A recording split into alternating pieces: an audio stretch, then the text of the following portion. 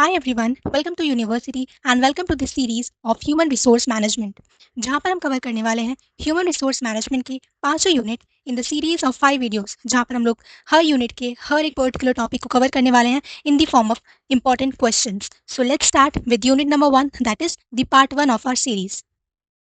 But before we begin, make sure you subscribe to the channel if you don't want to miss the next parts. So, starting with the first question that is, what is the concept of human resource management? Human resource management is the process of acquiring, training, appraising, and compensating employees and of attending to their labor relations, health and safety and fairness concerned. तो basically human resource management को समझने से पहले हमें पता होना चाहिए कि ह्यूमन रिसोर्स क्या होता है. तो सिंपल टर्म्स में ह्यूमन रिसोर्स का मतलब होता है एक पर्टिकुलर कंपनी के जो एम्प्लॉयज होते हैं वो होते हैं उसके ह्यूमन रिसोर्स, और उन ह्यूमन रिसोर्स को एम्प्लॉयज को मैनेज करना कहलाता है ह्यूमन रिसोर्स मैनेजमेंट. तो ह्यूमन रिसोर्स मैनेजमेंट जो है वो एक प्रोसेस होता है जिसमें क्या करते हैं हम, जो भी हमारी कंपनी है उसमें हमें काम करने के लिए लोग चाहिए, तो उनको जिस प्रोसेस की हेल्प से हम हायर करते हैं, देन उनको जो काम करना है उसके लिए उनको ट्रेन करते हैं, उनको अप्रेजल देते हैं, उनको चीज़ें सिखाते हैं, उनको सैलरी कितनी उनको देनी है, कंपनसेट करते हैं. ये सारी चीज़ें जो भी ह्यूमन रिसोर्स, जो भी एम्प्लॉय से रिलेटेड चीज़ें होती हैं, उनको हायर करने से लेके उनको सैलरी देने तक, देन उनको अगर रिमूव करना है, नए एम्प्लॉयज़ को हायर करना है, इससे रिलेटेड जितनी भी चीज़ें होती हैं, वो आती हैं हमारी ह्यूमन रिसोर्स मैनेजमेंट के अंदर. और ना कि सिर्फ इतना, बल्कि उनके जो लेबर रिलेशनशिप्स हैं दूसरे डिपार्टमेंट्स के साथ, बॉस के साथ, मैनेजर्स के साथ, उन सबको हैंडल करना, उनके हेल्थ और सेफ्टी कंसर्न्स पे ध्यान देना कि जो भी हमारी कंपनी के अंदर एम्प्लॉयज़ हैं उनको अच्छे से ट्रीट किया जा रहा है कि नहीं, उनको फेयरली ट्रीट किया जा रहा है कि नहीं, इन सभी चीज़ों को अटेंड करना, ध्यान देना काम होता है ह्यूमन रिसोर्स मैनेजमेंट का. तो जितनी भी कंपनीज होती हैं उनके अंदर होता है एक ह्यूमन रिसोर्स डिपार्टमेंट जो कि ये सारे काम करता है. उनका काम होता है कि जो भी रिक्वायरमेंट है कंपनी में, कोई भी वैकेंसी है तो वहाँ पर आपको एक पर्टिकुलर सूटेबल कैंडिडेट को लाना है, उसको हायर करना है, देन उसको ट्रेन करना है उस काम के लिए, उसकी सैलरी डिसाइड करनी है. ये सब जो काम होता है वो होता है ह्यूमन रिसोर्स मैनेजमेंट के अंदर. सो ये है एक process of acquiring, training, appraising and compensating employees. ठीक है, सो ये तो हमारा बेसिक इंट्रोडक्शन हो गया what is human resource management. Now let's see the second question, that is, what is the nature of human resource management? This will give us a better idea of human resource management. First, pervasive force. HRM is pervasive in nature. It is present in all enterprises. तो जो HRM है वो basically pervasive होता है, मतलब वो हर एक particular enterprise में आपको देखने को मिलेगा, चाहे वो बड़ी से बड़ी एंटरप्राइज हो, कोई छोटी एंटरप्राइज भी हो, उसमें अगर लोग काम कर रहे हैं तो ह्यूमन रिसोर्स मैनेजमेंट हो रहा है. मतलब आपने एक छोटी सी शॉप पे भी अगर अपने नीचे कोई पर्सन रखा है तो आपने उसको हायर किया होगा, उसको उस काम को करने के लिए ट्रेन किया होगा, तो ये सब जो है ह्यूमन रिसोर्स मैनेजमेंट के अंदर ही आता है. So it is a pervasive force जो कि हर एंटरप्राइज में हमें देखने को मिलता है. Second, action oriented. HRM focuses attention on action rather than on record keeping, written procedures और रूल्स. तो ह्यूमन रिसोर्स मैनेजमेंट के अंदर एक्शन पे फोकस किया जाता है, ना कि रिकॉर्ड कीपिंग पे. जैसे अकाउंटिंग का एक डिपार्टमेंट हो गया तो वहाँ पे क्या किया जाएगा, वो सारे रिकॉर्ड कीपिंग, रिटन प्रोसीजर्स वाले जो काम होते हैं वो सब देखेंगे. बट जो ह्यूमन रिसोर्स मैनेजमेंट होता है उसमें एक्शन पे ध्यान दिया जाता है कि जो हमारे एम्प्लॉयज हैं, हमने सारे सही एम्प्लॉयज को हायर किया कि नहीं, वो सही से काम कर रहे हैं कि नहीं, इन सब चीज़ों पे फोकस किया जाता है. Third, individually as well as group oriented. It encourages employee to give their best. It motivates employee. HRM is all about people at work, both as individually and groups. तो जो ह्यूमन रिसोर्स मैनेजमेंट का department होता है उसका काम होता है कि जो भी लोग हैं हमारे ऑफिस में वो ऐसे डल ना रहे, डिमोटिवेटेड ना रहे, उनको अपना बेस्ट देने के लिए मोटिवेट करना इस डिपार्टमेंट का काम होता है.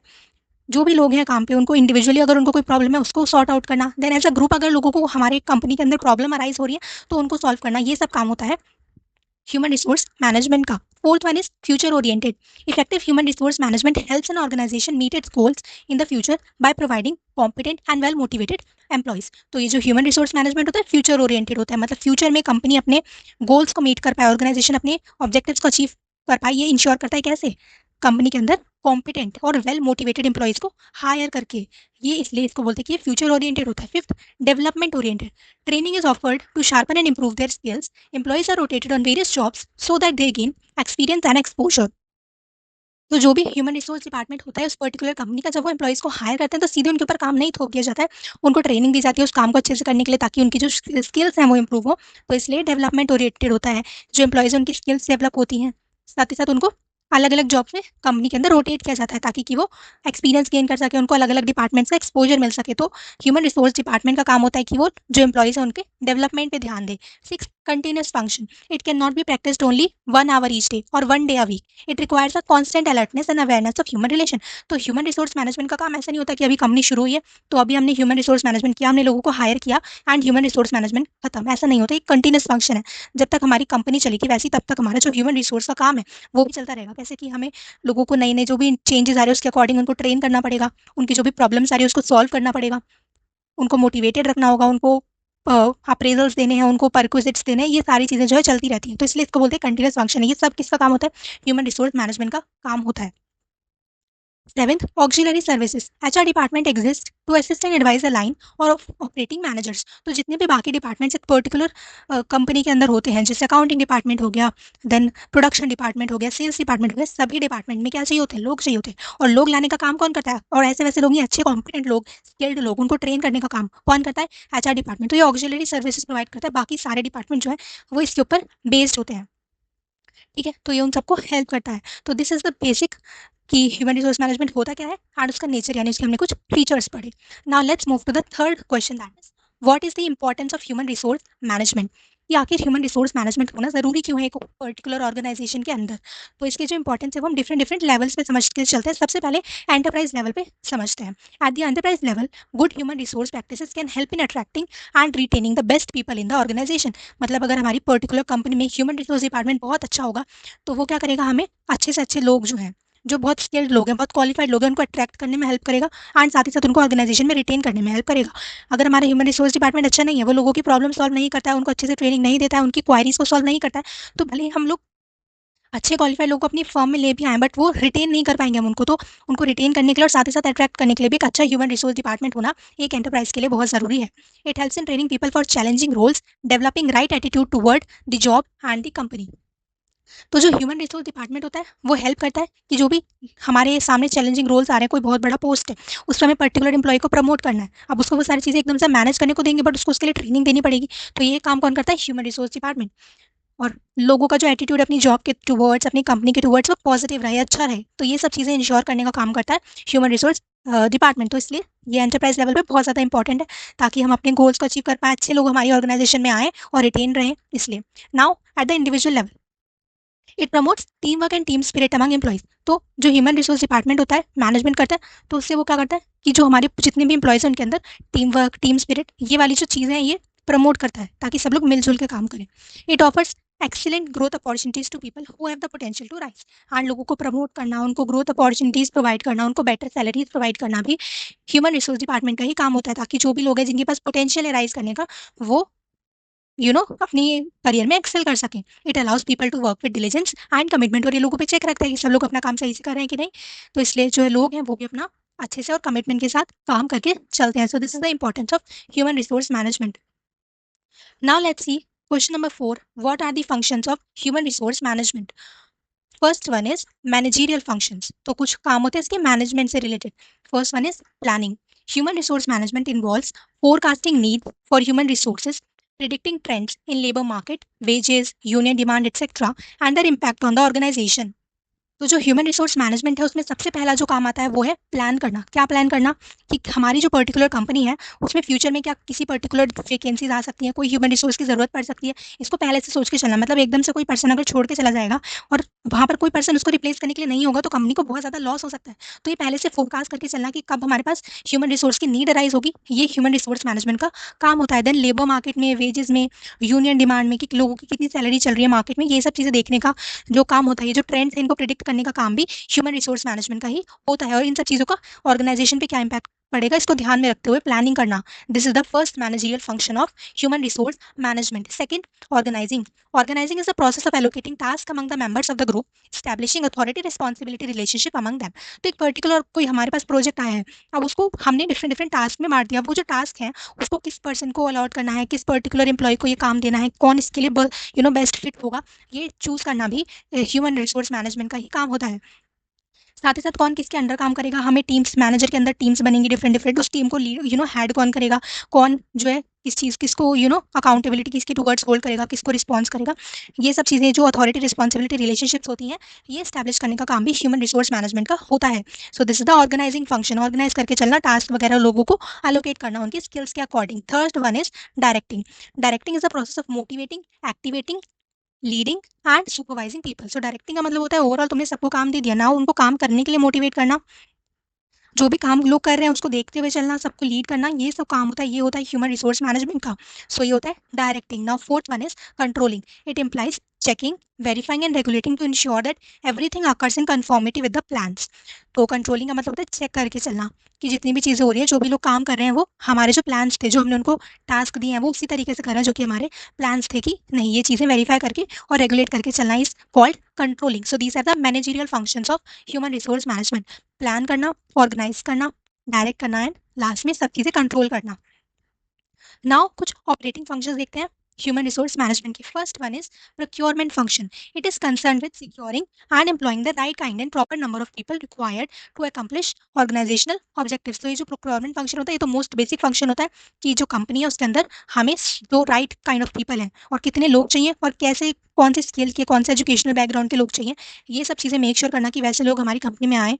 ये काम होता है ह्यूमन रिसोर्स मैनेजमेंट का कि हमें कोई पर्टिकुलर ऑर्गेनाइजेशनल ऑब्जेक्टिव अचीव करना है, तो उसके लिए कौन से स्किल सेट के लोग हमें चाहिए होंगे, उनको एक्वायर करना, इस पर्टिकुलर टास्क के लिए कितने लोगों को हमें हायर करना चाहिए, वो चीज़ डिसाइड करना, ये काम होता है ह्यूमन रिसोर्स मैनेजमेंट का। This is called procurement function. इसमें फर्दर बहुत सारे स्टेप्स आते हैं, लाइक जॉब एनालिसिस करना, देन ह्यूमन रिसोर्स प्लानिंग, उनको रिक्रूट करना, सिलेक्ट करना, placement, induction, orientation.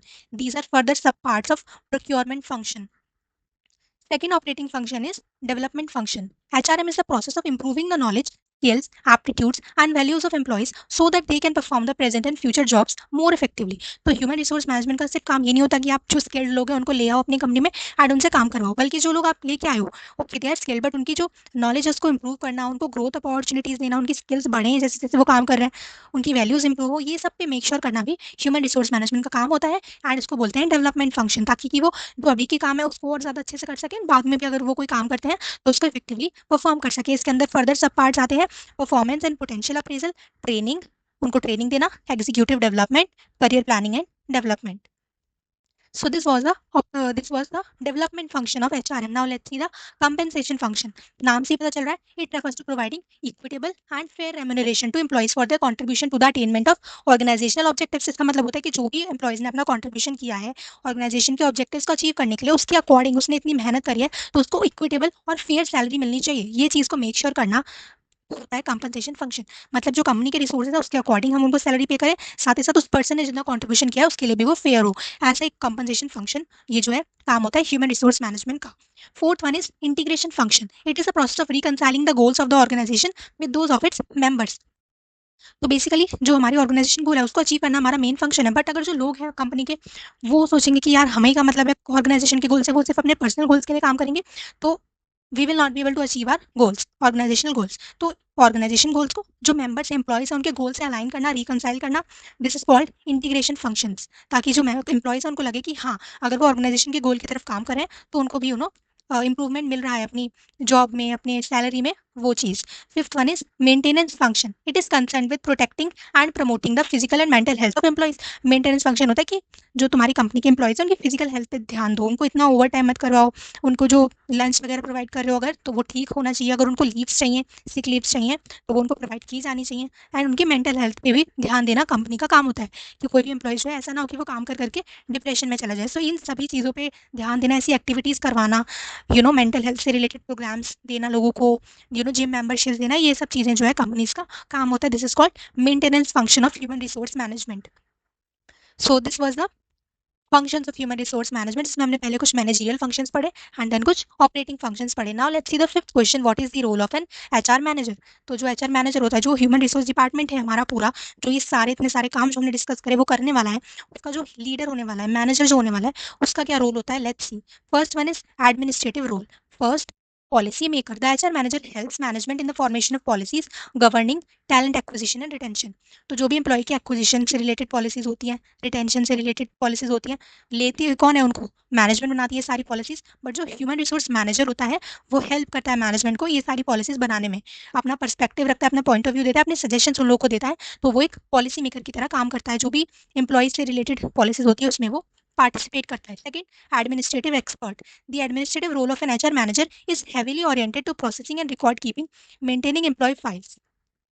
So administrative expert मतलब जो ह्यूमन रिसोर्स मैनेजमेंट का एडमिनिस्ट्रेटिव रोल होता है वो होता है कि जो भी एम्प्लॉय से रिलेटेड रिकॉर्ड्स होते हैं, लाइक उनके अटेंडेंस रजिस्टर, उनकी रेम्यूनरेशन से रिलेटेड एंड उनकी हायरिंग एंड उनकी जो लीव्स हैं उनसे रिलेटेड जितने भी रिकॉर्ड्स होते हैं उन सबको मैनेज करना ह्यूमन रिसोर्स मैनेजर का काम होता है. Third, advisor. The personal manager performs his functions by advising, suggesting, counselling and helping the line managers. तो जो भी लाइन मैनेजर्स होते हैं डिफरेंट डिफरेंट डिपार्टमेंट्स को, उनको एडवाइस करना इसका काम होता है कि आपको किस तरीके के एम्प्लॉयज़ रखने चाहिए, कितने एम्प्लॉयज़ हम आपको प्रोवाइड करवा सकते हैं, ये सब चीज़ों के बारे में उनको एडवाइस करना इज़ द काम ऑफ एचआर मैनेजर। इसके अलावा उनको अपने लाइक किसी पर्टिकुलर डिपार्टमेंट या प्रोडक्शन डिपार्टमेंट के अंदर बहुत सारे लोग काम कर रहे हैं, तो जो प्रोडक्शन डिपार्टमेंट का खुद का जो मैनेजर है उसको एडवाइस करना कि आपको अपने एम्प्लॉयज़ की हेल्थ के रिलेटेड ये चीज़ें करनी चाहिए, उनको इतना वर्कलोड नहीं देना चाहिए, ये सब चीज़ें मेक श्योर करना एचआरएम का काम होता है, ह्यूमन रिसोर्स मैनेजर का काम होता है। Fourth one is housekeeper. The administrative role of a personal manager in managing the show includes recruiting, pre employment testing. तो बेसिकली ये जो एडमिनिस्ट्रेटिव रोल होता है ह्यूमन रिसोर्स मैनेजर का, उसमें ये सारी चीज़ें आती हैं। लोगों को रिक्रूट करना, एम्प्लॉयमेंट से पहले उनको टेस्ट लेना, जो भी स्क्रीनिंग्स होती हैं, इंटरव्यूज, ये सब चीज़ों को मैनेज करना, ये सब work of human resource manager. Fifth, counsellor. The HR manager discuss various problems of the employees relating to work, career, the supervisors. So basically human resource manager, उसका काम होता है वो ऐसे काउंसलर एक्ट करता है पूरी कंपनी में। किसी भी एम्प्लॉय को अगर वर्क से रिलेटेड, करियर से रिलेटेड या फिर अपने सुपरवाइजर से रिलेटेड कोई भी प्रॉब्लम आ रही है, तो वो सीधा जाके एचआर मैनेजर से बात कर सकते हैं। This is the role of human resource manager. So ये हो गए हमारे administrative roles. Now let's see the operational roles of human resource manager. First one is recruiter. HR managers have to use their experience to new recruits without increasing financial burden to the company. तो HR manager का काम होता है कि उनको अपना experience use करना चाहिए, नए नए लोगों को, एम्प्लॉयज़ को कंपनी में अगर लाने की ज़रूरत है तो उनको लेके आए, उनको फेयर सैलरी दे, बट इतनी ना दे कि जो कंपनी है उसका फाइनेंशियल बर्डन इंक्रीज हो जाए। जितना उसने कंपनी ने बजट बनाया है उसके अंदर अंदर एम्प्लॉयज़ को लाने का काम होता है ह्यूमन रिसोर्स मैनेजर का। So he acts as a recruiter. Second, trainer, developer, motivator.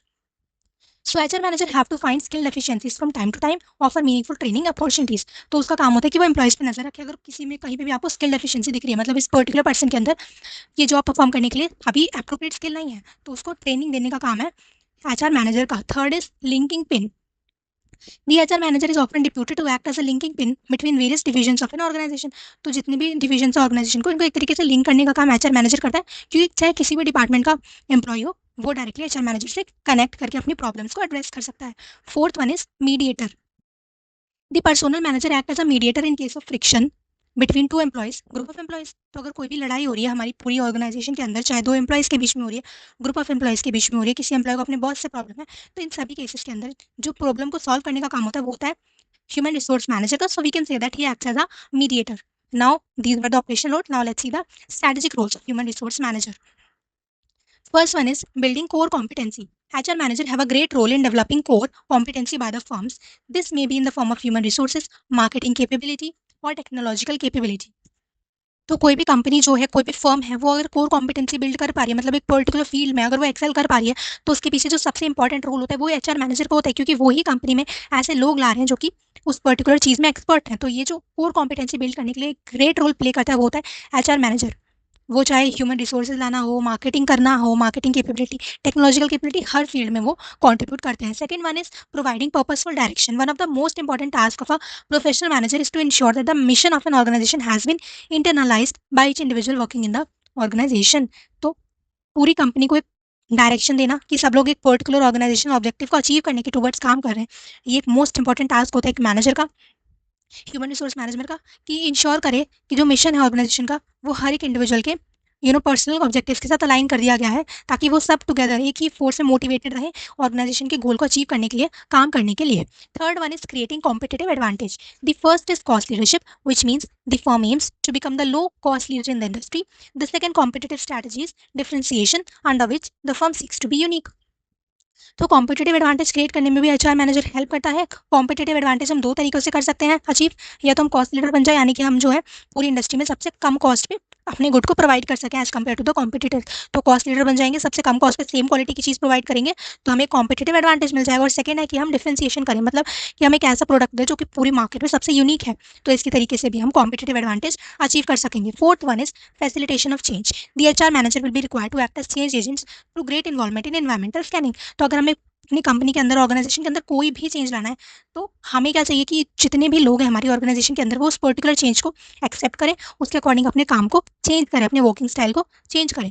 But इतना ईजी नहीं होता कि किसी भी चेंज को सारे लोगों से एक्सेप्ट करवा लिया जाए। तो एचआर मैनेजर जो होता है वो, क्योंकि सारे लोगों से, सारे एम्प्लॉय से कनेक्टेड रहता है, उसको पता है लोगों के साथ कैसे डील करना है, तो कोई भी अगर हमें चेंज लाना है तो एचआर मैनेजर जो है वो चेंज एजेंट की तरह काम करता है और हमें चेंज को फैसिलिटेट करने में हेल्प करता है। So this was all about the role of an HR manager, जिसमें हमने administrative role, operational roles and strategic roles पढ़े। Now let's see question number 6, what are the competencies of an HR manager. तो competencies का मतलब होता है कि एक पर्टिकुलर पर्सन को अगर एचआर मैनेजर बनना है तो उसके अंदर क्या क्या चीज़ें होनी चाहिए, क्या क्या क्वालिटीज़ होनी चाहिए। पहले ये इसमें educational qualification, second is personal attributes and third is training and experience. मतलब बेसिकली पहली बात आपके पास कुछ एजुकेशनल क्वालिफिकेशंस होनी चाहिए, मतलब कि आपका जो एकेडमिक बैकग्राउंड है वो एचआर मैनेजर बनने के लिए सूटेबल होने चाहिए। जैसे कि आपने ग्रेजुएशन या पोस्ट ग्रेजुएशन की होनी चाहिए human resource management, business administration, psychology या इन सब रिलेटेड फील्ड से जो कि ह्यूमन से डील करती हैं। देन आपके पास सर्टिफिकेशंस होनी चाहिए, या तो जैसे कि एमबीए कर लिया आपने एचआर में, डिप्लोमा कर लिया एचआरएम में, इस तरीके की आपके पास एजुकेशनल क्वालिफिकेशंस होनी चाहिए। इससे हमें पता चलता है कि जो एचआर मैनेजर है वो थ्योरी को, लीगल एस्पेक्ट को समझता है कि लोगों को कैसे हमें मैनेज करना है वर्क पे। तो सबसे पहले अगर आपको एक एचआर मैनेजर बनना है तो उसके लिए आपके पास एजुकेशनल क्वालिफिकेशन होनी चाहिए।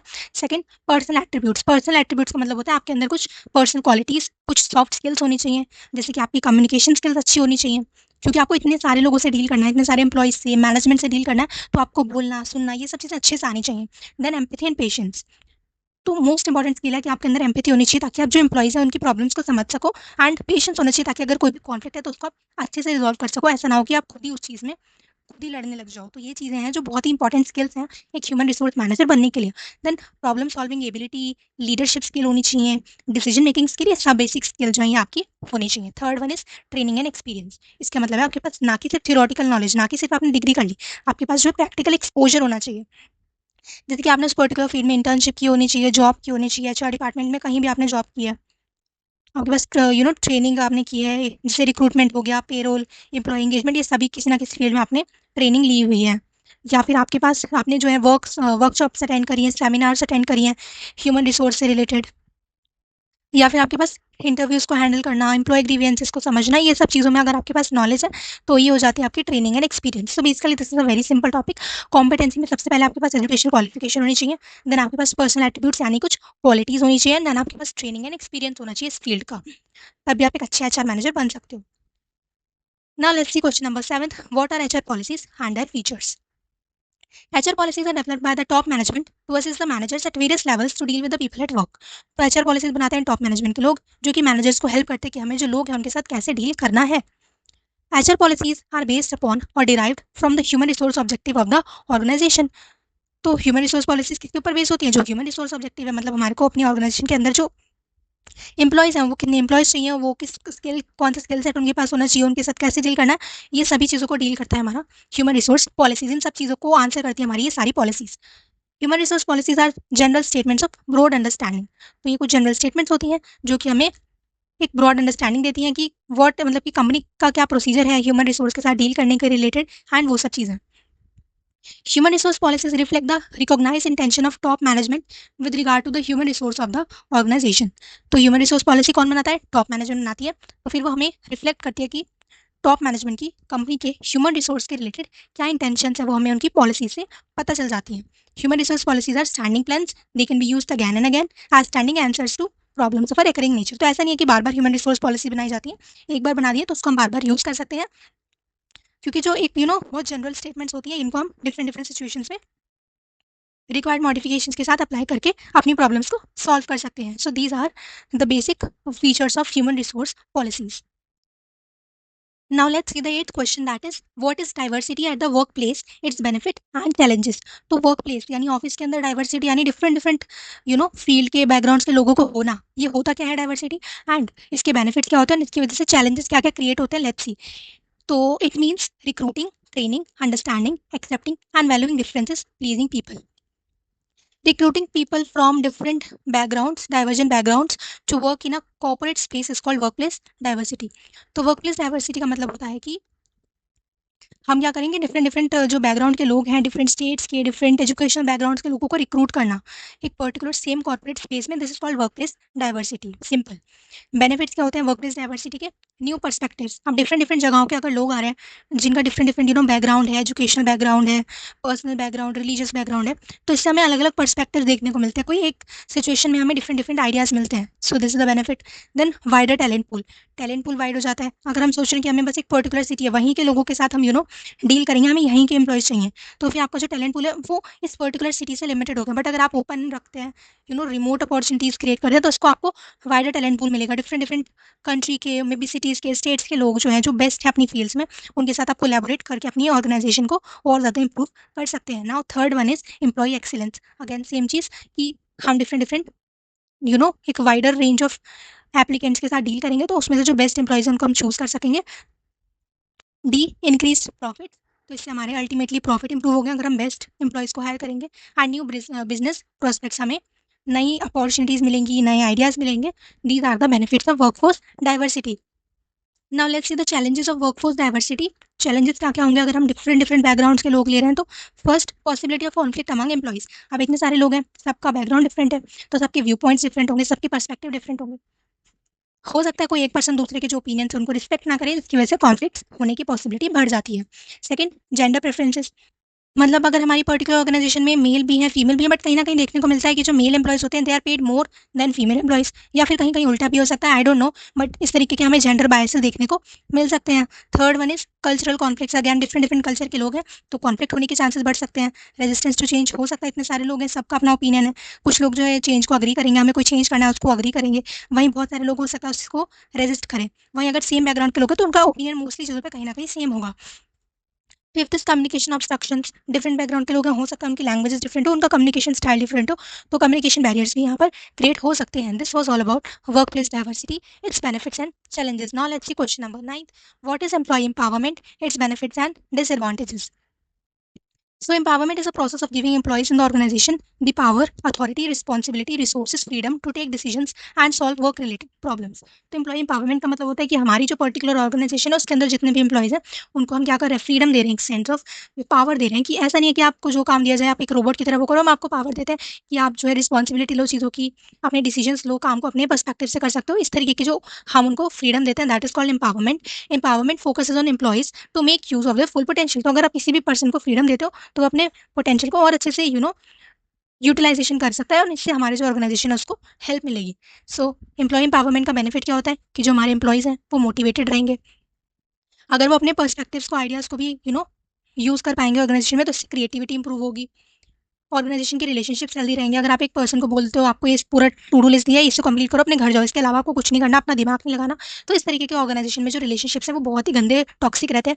बट वहीं अगर आप एक पर्सन को फ्रीडम दे रहे हो कि ये पर्टिकुलर प्रोजेक्ट है, इस पे हमें आपका ओपिनियन चाहिए, आपके फीडबैक्स चाहिए, तो ऐसी ऑर्गेनाइजेशन में जो रिलेशनशिप्स हैं वो बहुत ही अच्छे रहते हैं एंड वहाँ पे जो लोग हैं वो मोटिवेटेड रहते हैं काम करने के लिए। Quality production by employees. और अगर वो लोग, आप एम्प्लॉइज़ का एम्पावरमेंट करोगे, उनको फ्रीडम दोगे, तो वो जो काम कर रहे हैं वो भी क्वालिटेटिव रहेगा। वहीं अगर उनको कंट्रोल किया जाएगा, उनको डिक्टेटर की तरह ट्रीट किया जाएगा, तो वहाँ पर वो क्वालिटी के साथ काम नहीं कर पाएँगे एंड साथ ही साथ हमारी जो कॉस्ट है वो भी यहाँ पर रिड्यूस होती हुई हमें दिखेगी। अगर हम एम्प्लॉइज़ को एम्पावरमेंट करें, उनकी स्किल्स इंप्रूव होंगी, तो वो ज़्यादा से ज़्यादा हमें बेनिफिट देंगे। इससे हमारी अल्टीमेटली जो कॉस्ट है वो इंप्रूव होगी, रिड्यूस होगी। Then what are the disadvantages of employee empowerment? हो सकता है कि हमने एम्प्लॉइज़ को पावर दे दी, फ्रीडम दे दी, बट हो सकता है कुछ पर्टिकुलर एम्प्लॉइज़ जो है वो उस पावर का मिसयूज़ कर लें, जिससे कि हमारी ओवरऑल ऑर्गेनाइजेशन को लॉस बियर करना पड़े। देन एडिशनल ट्रेनिंग कॉस्ट, अब उनको ट्रेनिंग देनी पड़े, तो उसके लिए एडिशनल कॉस्ट लगेगी। And third one is poor knowledge. हमने एम्प्लॉय को फ्रीडम दे दी कि आप ये काम जो है अपने हिसाब से कर लो, जैसे भी आपको सही लगे, बट हो सकता है उसको नॉलेज नहीं है उतनी एंड वो उस काम को खराब कर दे। तो इस तरीके से these are the disadvantages of employee empowerment. Now let's see the 10th question, that is what is downsizing and what are its disadvantages? So downsizing means reducing the size of an organization through planned elimination of positions and jobs. Downsizing का मतलब होता है कि एक particular organisation का जो size है उसको रिड्यूस करना। उसको रिड्यूस करना कैसे? कि जो भी पोजीशंस है, कुछ पोजीशंस है, हमारे पास बहुत सारे लोग हैं, उन पोजीशंस को अपनी कंपनी में से एलिमिनेट करना, लोगों को हटाना, निकालना, बेसिकली लोगों को काम पे से, that is called downsizing. It is a restructuring process in which the organisation disposes of its non core activities. तो अगर कंपनी को लग रहा है कि कोई भी ऐसी एक्टिविटीज है जहाँ पर सिर्फ उसका कॉस्ट जा रहा है, वहाँ से कोई बेनिफिट नहीं आ रहा है, तो उन चीज़ों को रिमूव करना, उन डिपार्टमेंट्स को, उन टीम्स को हटाना, that is called downsizing. The organisation reduces staff which is excess of its needs. उसकी ज़रूरत से ज़्यादा जो भी स्टाफ है उनको सैलरी देनी पड़ रही है, फालतू में कंपनी का लॉस हो रहा है, तो उनको हटा देती है ऑर्गेनाइजेशन। इसके डिसएडवांटेजेस क्या होते हैं? डाउन साइजिंग में create a feeling of insecurity, causing low moral and high stress among employees. तो अगर किसी भी कंपनी के अंदर ऐसे डाउन साइजिंग होती रहती है तो वहाँ के जो एम्प्लॉइज है वो बहुत ही लो मोरल के साथ काम करेंगे। उनके अंदर हमेशा एक फीलिंग ऑफ इनसिक्योरिटी रहेगी कि ये कंपनी तो शायद हमें भी निकाल सकती है, तो इससे उनके अंदर स्ट्रेस रहेगा, जिससे कि वो अपने बेस्ट वे में काम नहीं कर पाएंगे, अपना बेस्ट कंपनी को नहीं दे पाएंगे। वो हमेशा एक बेटर कंपनी को ढूंढते रहेंगे। वो इस कंपनी के टुवर्ड्स लॉयल नहीं रह पाएंगे। Second one is when competent employees leave the organisation, downsizing में इरोड द स्किल बेस। हो सकता है डाउन साइजिंग के दौरान हमने कुछ ऐसे एम्प्लॉइज को निकाल दिया जो कि बहुत कॉम्पिटेंट थे, जिनको अगर हम शायद किसी दूसरे डिपार्टमेंट में रखते, या अगर रखते भी इसी डिपार्टमेंट भी रखते, तो वो हमारी एम्प्लॉय को बेनिफिट दे सकते थे। बट अगर हम कॉम्पिटेंट एम्प्लॉइज को निकाल देंगे तो इससे हमारा जो स्किल बेस है वो खराब हो जाएगा। हमारे जो स्किल्ड लोग हैं अगर वो छोड़ के चले जाएंगे तो ऑर्गेनाइजेशन को बहुत ज़्यादा लॉस होगा। Third one is implementation of performance improvement practices becomes difficult due to a feeling of job insecurity created by downsizing. Again वही कि लोगों के अंदर जॉब इनसिक्योरिटी की फीलिंग क्रिएट हो जाएगी। इसकी वजह से अगर आप परफॉर्मेंस इंप्रूवमेंट प्रैक्टिसेस इंप्लीमेंट करना भी चाहते हो तो वो डिफिकल्ट होगा। So this is all about downsizing. Downsizing. Now let's see question number 11th. What is voluntary retirement scheme and what are the issues involved? Individuals under voluntary retirement scheme may opt to retire in their 40s or 50s and pursue their interest if any. Under this scheme, the organization and its employees enter into a mutual agreement. Under this agreement, employees agree to voluntarily retire on a payment of agreed compensation by the employer. तो basically voluntary retirement scheme में क्या होता है, company ने एक scheme बनाई होती है कि अगर कोई भी एम्प्लॉय खुद से अगर छोड़ना चाहता है तो वो छोड़ सकता है ऑर्गेनाइजेशन को। मेनली उन लोगों के लिए होता है जो कि अपने 40s में है, 50s में है। कंपनी भी प्रेफर करेगी उन लोगों को निकाल के, जो यंग लोग हैं, जो न्यू टैलेंट है, उसको कंपनी के अंदर लाया जाए। तो वो लोग खुद से कंपनी को छोड़ सकते हैं, ऐसा नहीं कि उनको निकाला जा रहा है। वॉलंटरीली यहाँ पर वो लोग रिटायरमेंट लेते हैं एंड इसके बदले में कंपनी उनको एक कंपनसेशन भी देती है। This is called voluntary retirement scheme. इसमें क्या क्या इशूज इन्वॉल्व होते हैं? Identifying the need for VRS. सबसे पहले तो जरूरत है कि नहीं वीआरएस की, आइडेंटिफाई करना ही खुद में एक इशू है। देन कॉस्ट बेनिफिट एनालिसिस की, इससे हमारे को जो कंपनसेशन देनी है वो कॉस्ट करने वाली, बेनिफिट कितना होगा, कॉस्ट कितनी लगेगी, क्या वो चीज़ें मैच कर रही है कि नहीं, क्या हमें बेनिफिट ज़्यादा मिल रहा है, क्या फिर हमारी कॉस्ट ज़्यादा लग रही है, वो चीज़ें देखना। देन डिज़ाइन करना पूरी वॉलंटरी रिटायरमेंट स्कीम को। ट्रेड यूनियंस जो है कंपनी की, उनको कन्विंस करना। देन एम्प्लॉयज़ को रिहैबिलिटेट करना, नए एम्प्लॉयज़ को लाना, उसकी जगह पे रिप्लेस करना, देन उनको ट्रेन करना। ये सब जो है इशूज़ होते हैं जो कि वॉलंटरी रिटायरमेंट स्कीम के अंदर इन्वॉल्व होते हैं। Now let's see the 12th question, what is work life balance and why is it important? Very basic topic. Work life balance is a strategy that supports employees in managing their personal and professional duties. मतलब कि जो employees हैं वो अपने personal life को, professional duties को कैसे manage करते हैं, इस पर्टिकुलर स्ट्रेटजी को बोलते हैं work life balance. Employees are encouraged to manage their time and keep a balance by allocating it to family, health, vacations, etc. in addition to pursuing a career. Employees को encourage किया जाता है कि वो ना कि सिर्फ अपना करियर परस्यू करें, बल्कि साथ ही साथ अपनी फैमिली को टाइम दें, अपनी हेल्थ को वेकेशंस लें। इसको बोलते हैं work life balance. It is the amount of time you spend doing your job compare to the amount of time you spend with your family and doing things you enjoy. मतलब basically आप अपना काम भी कर रहे हो, अपनी job कर रहे हो, उसमें कुछ समय बिता रहे हो, एंड अमाउंट ऑफ टाइम जो आपकी अपनी फैमिली के साथ बिता रहे हो, अपनी जो एंजॉय करते हो चीज़ें करना, वो चीज़ कर रहे हो। इसमें एक बैलेंस रखना है। ऐसे नहीं कि आप 24 घंटे काम कर रहे हो, और ऐसा भी नहीं कि आप सिर्फ एंजॉयमेंट कर रहे हो, काम ही नहीं कर रहे हो। इन दोनों चीज़ों के बीच में, वर्क और लाइफ के बीच में एक बैलेंस रखना, this is called work life balance. का इंपॉर्टेंस क्या होता है? इससे एम्प्लॉय टर्नओवर रिड्यूस होता है। मतलब कोई ऐसी कंपनी है जो कि एम्प्लॉइज़ से इतना ज़्यादा काम करवाती है, उनको छुट्टियाँ नहीं देती है, उनको यू नो वेकेशंस नहीं देती है, तो उस पर्टिकुलर कंपनी में ज़्यादातर लोग नहीं टिकेंगे। उनका जो एम्प्लॉय टर्नओवर है, मतलब जितने एम्प्लॉइज़ उस पर्टिकुलर कंपनी को लीव करके जाते हैं, वो जो रेट है वो बहुत ज़्यादा इंक्रीज़ हो जाएगा, एंड एब्सेंटीज़म रिड्यूस हो जाएगा अगर हम वर्क लाइफ बैलेंस देते हैं लोगों को। ज़्यादा से ज़्यादा लोग छोड़ के नहीं जाएँगे, ज़्यादा से ज़्यादा लोग एब्सेंट नहीं होंगे, क्योंकि उन्हें पता है कि हमें एक पर्टिकुलर टाइम पे छुट्टियाँ मिल जाएँगी, हम उसमें अपनी फैमिली को टाइम दे सकते हैं।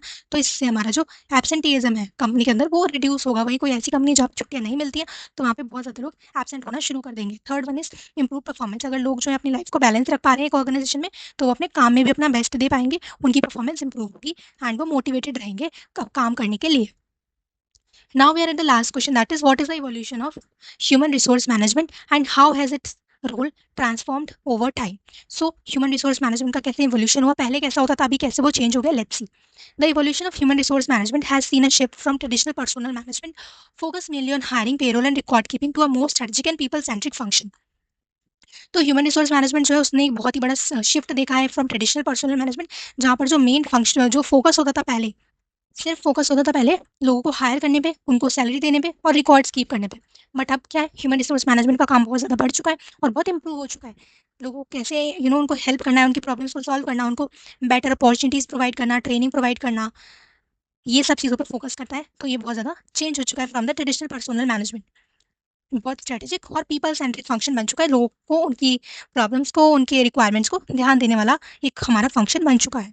In the early industrial era employees were seen as tools. तो पहले जो इंडस्ट्रियल एरा था उसमें सिर्फ एम्प्लॉइज को टूल्स की तरह, रोबोट्स की तरह देखा जाता था। सिर्फ उनसे काम करवाना, उनको सैलरी देना ही देखा जाता था। उनकी वर्क लाइफ बैलेंस ऐसी तो कोई टर्म्स एग्जिस्ट भी नहीं करती थी। Over time with the rise of behavioural sciences, legal reforms, globalisation and technology, HRM evolved to focus on employee welfare, development and organizational growth. तो जैसे laws are related to labour से related जो भी laws होते हैं, labour welfare से related, उनके wages से रिलेटेड, ग्लोबलाइजेशन हुआ, टेक्नोलॉजी इंप्रूव हुई, तो एचआरएम ने जो क्या किया, एम्प्लॉयज़ के वेलफेयर पे फोकस करना, उनको कैसे डेवलप करना है, ऑर्गेनाइजेशन का ग्रोथ, इन सब चीज़ों पे ध्यान देना शुरू कर दिया. Today HRM plays a strategic role in shaping culture, driving innovation, improving employee experience and creating a competitive edge. तो एचआरएम जो है वो इन सब चीज़ों पे ध्यान देते हैं कि हमारी ऑर्गेनाइजेशन का कल्चर कैसा होना चाहिए, इनोवेशन होती रहनी चाहिए, एम्प्लॉयज़ का एक्सपीरियंस इंप्रूव होना चाहिए काम करने का, और एक कॉम्पिटिटिव एज क्रिएट करना, ये सब चीज़ों पे फोकस करता है HRM. The modern HR manager is not just an administrator but a coach, change agent and strategic partner in business success. तो पहले एचआर मैनेजर क्या था, सिर्फ एक एडमिनिस्ट्रेटर था जो कि आपको देखेगा, आपको डांटेगा, आपके काम पे नजर रखेगा. बट अब एक कोच बन चुका है जो कि हमें हेल्प करेगा, एडवाइस करेगा, इंप्रूव करने के लिए हेल्प करेगा, कोई चेंज आ रहा है कंपनी में उसके लिए उसको फैसिलिटेट करने के लिए हेल्प करेगा, और बिजनेस की सक्सेस में एक स्ट्रेटेजिक पार्टनर की तरह एक्ट करता है. So this was the 13th question, that is the evolution of human resource management. And with this हमारी जो यूनिट नंबर 1 थी, the basic very basic introduction to human resource management, इसमें हमने पढ़ा ह्यूमन रिसोर्स मैनेजमेंट क्या होता है, उसके functions, then human resource manager का role, status, competencies, HR policies, then we study about the evolution of HRM, work place diversity, employee empowerment, downsizing क्या होता है, वीआरएस क्या होता है, work life balance. We studied all these topics in this particular unit. This is all you need to know about this particular unit. The notes are, I'm going to put these notes in the Telegram channel, and link for the Telegram channel is in the comment section down below. So do join that Telegram channel to get the notes. Apart from that, stay tuned for the second part of the series.